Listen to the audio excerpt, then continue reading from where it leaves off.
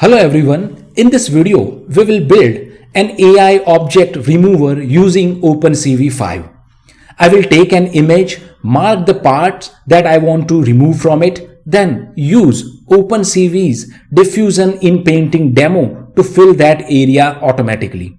So instead of talking about OpenCV 5 features, let's build something useful with it.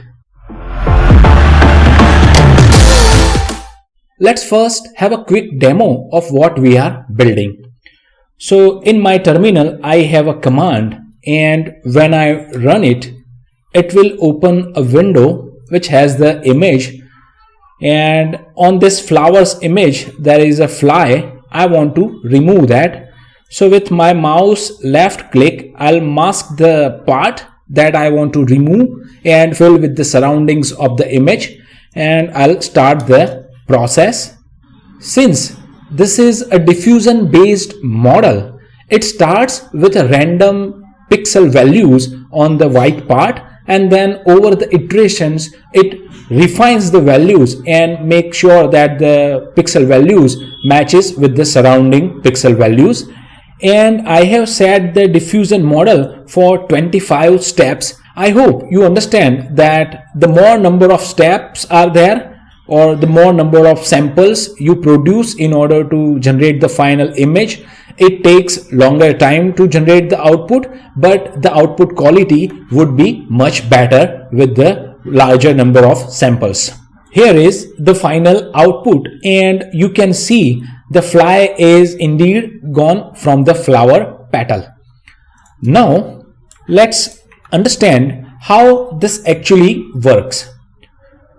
So when user marks an object or region on an image, the first step is to generate a mask image. Now take the input image and mask image to OpenCV 5 DNN that basically uses latent diffusion Inpainting model in order to generate the final cleaned image. Now let's do the setup of the application. For that, you will need some code. The code is available on my GitHub, and the link of it is in the description. Then you open the code into Visual Studio Code and make sure you have UV installed on your machine. Once you have UV and you navigate into the folder, you can run UV sync command. This command will create a new virtual environment and install all the dependencies because it has pyproject.toml file and uvlog file as well. So when I run this, it creates a new virtual environment and install all the dependencies. The next thing you will need is models themselves.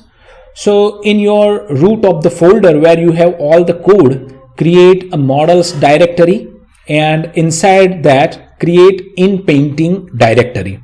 Then go to this link. I'll provide this link into the description and download all the three Inpainting decoder, encoder and diffusion models. Once you have all the things set up, virtual environment and models inside the Inpainting directory, then you will need an image. So create images folder and put an image inside the images folder. The last thing you will need is this OpenCV library itself. So go to the GitHub of this OpenCV and either download as a zip or clone it using git command, git clone basically. Once you have that, either move the directory into the root of the project where we are working, or make sure you have the correct path of this folder, cause in this folder under samples and under DNN there is this there is this inpainting.py file that we are going to use. Now we have the code in place, we have images and we have models in place. It's time to run the application again. In order to run the demo, you need this demo3 run LDM inpainting.py file. when I open the file, you will see it takes bunch of argument. The first is the path of the OpenCV library that we have downloaded, then the image itself, then a mask in case you already have a mask, but if you don't have a mask, you don't want to use it, then number of samples that you want to, basically the number of iterations that you want the model to go over in order to generate the final result. And with that, you are good to go.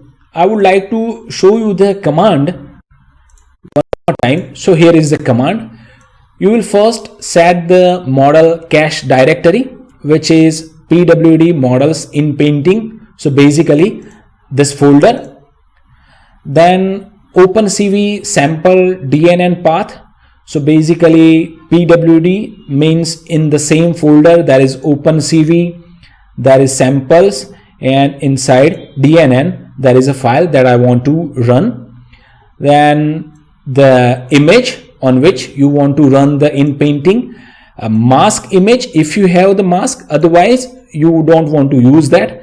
And then finally the number of samples. As I mentioned earlier, the more number of samples are there, the more time it will take to generate the final image. Finally, before we wrap up, I would like to show you the official blog of OpenCV 5 and list out couple of things that is new in this OpenCV 5.